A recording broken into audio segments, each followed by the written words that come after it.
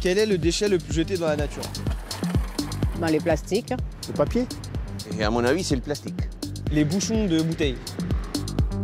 Cigarettes. Moi aussi, les cigarettes.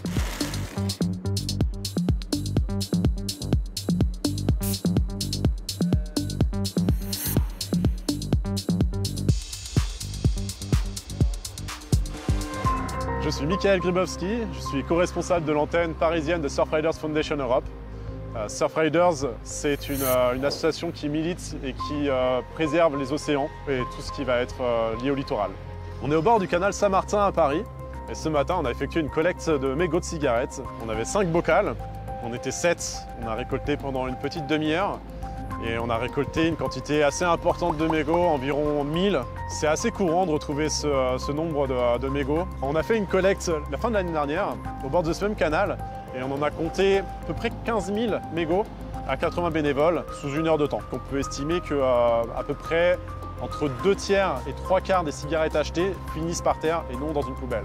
J'ai été fumeur pendant une bonne dizaine d'années et j'avais le mauvais réflexe aussi, en fait, par manque d'informations. J'avais tendance à jeter une mégot de cigarette dans les bouches d'égout, me disant que c'était un peu la seconde poubelle et que c'était mieux dans la bouche d'égout que sur le pavé, et j'avais tort. La bouche d'égout, ça va être directement une porte vers la mer, vers l'océan. Et le problème, c'est que les stations d'épuration ne traitent pas forcément bien cette toxicité une fois dans l'eau. Et le mégot de cigarette peut passer à travers aussi les filtres qui vont être installés et les grilles. Ces dernières années, on a eu des lois comme celle en 2020 appliquées concernant les cotons-tiges, les gobelets et les pailles, donc le plastique à usage unique. Mais le mégot de cigarette, on n'a pas encore de loi assez forte. Et si vous concentrez votre regard de toute façon sur le sol, n'importe où vous êtes, il y a de grandes chances que vous aperceviez des mégots de cigarettes. Et ces mégots de cigarettes, ça se trouve, ils sont là depuis déjà 5 ans, 6 ans.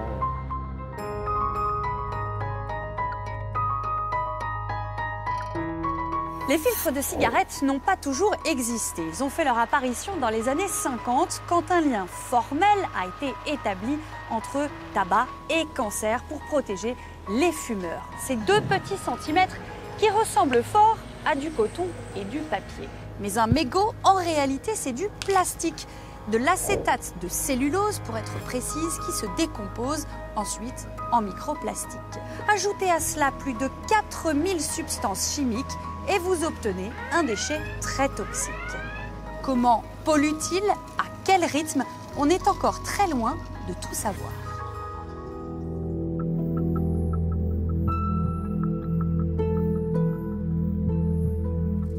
Je m'appelle Camille Lacroix, je suis ingénieure d'études au CEDRE, spécialisée sur les déchets marins. Je m'appelle Aurore Zeller et je suis ingénieure d'études au CEDRE, spécialisée en écotoxicologie environnementale.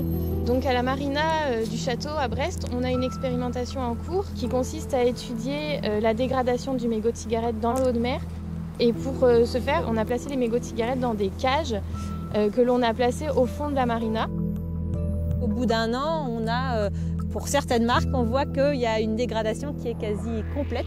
Donc en fait, on ne sait pas si le mégot ne s'est pas en fait simplement délité et a répandu plein de microfibres qui ne se seraient peut-être pas dégradées. On a une autre expérimentation qui est mise en place sur la plage artificielle du Cèdre qui se trouve derrière nous. Moi, je ne sais pas pourquoi, mais instinctivement, j'aurais pensé que le mégot exposé au soleil, à la pluie, allait se dégrader plus vite que celui qui était finalement au fond de l'eau où il y a moins de soleil. Mais non, finalement, c'est pas ce qu'on observe. C'est pas seulement la dégradation qui nous intéresse, mais également les transferts de contaminants vers l'environnement et les impacts associés sur les organismes. On a quelques résultats qui ont été obtenus en laboratoire sur des petits crustacés. On a fait des tests où on a contaminé du sable avec de la poudre de mégot et on s'est rendu compte qu'un mégot était capable de contaminer 1 kg de sédiments à des niveaux qui entraînent la mortalité de l'ensemble des individus qui étaient exposés. Donc ça, on est quand même sur des niveaux de contamination qui sont vraiment très importants.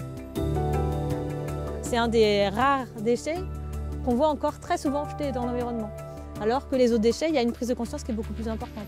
Ça, il faut quand même le dire, c'est un déchet qui nuit autant, voire plus que les autres.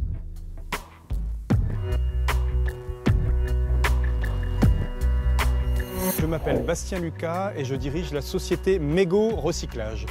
À ce jour, nous sommes la seule unité de traitement en circuit fermé et de recyclage des mégots de cigarettes en France. Le filtre, lorsqu'il arrive, il y a des cendres, du tabac, du papier et le filtre. C'est une odeur de tabac froid, donc une odeur qui n'est pas très agréable. Les mégots arrivent sur notre site, sont triés, donc avec un tapis convoyeur, sont ensuite broyés, puis sont dépollués en circuit fermé. Notre solvant principal est l'eau. La matière est ensuite sortie de l'eau, séchée, broyée, puis thermocompressée, c'est-à-dire qu'on utilise une presse pour en faire des plaques en plastique. Et ensuite, on fait de la découpe laser ou de la découpe 3D pour faire des lames de mobilier urbain. À ce jour, nous avons traité à peu près 8 tonnes de mégots de cigarettes. Donc, ce qui paraît anecdotique, mais c'est déjà plusieurs centaines de millions de mégots de cigarettes. Je ne sais pas si on va véritablement, et j'en suis navré, révolutionner l'ensemble du mouvement. Mais malgré tout, à notre échelle, bien évidemment, chaque jour, on amène au moins les fumeurs à se responsabiliser autour des mégots de cigarettes.